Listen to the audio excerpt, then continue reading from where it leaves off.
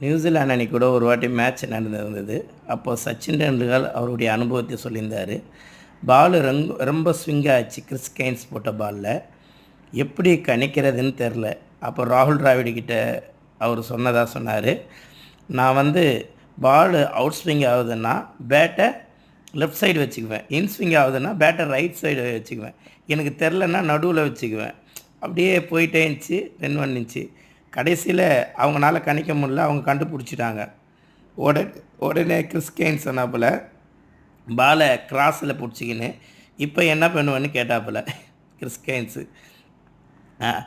இப்போது உனக்கு தான் தெரியலையே என்ன பண்ணுவ அப்படின்னு கேட்டாப்புல. ஏன்னா நான் எதுவுமே தெரிலன்னா பாலை வந்து பேட்டை வந்து நடுவில் வச்சுக்குவேன்னு சொன்னேன். இதை மாதிரி தன்னுடைய அனுபவங்களை வந்து சச்சின் டெண்டுல்கர் பகிர்ந்துகின்றார்.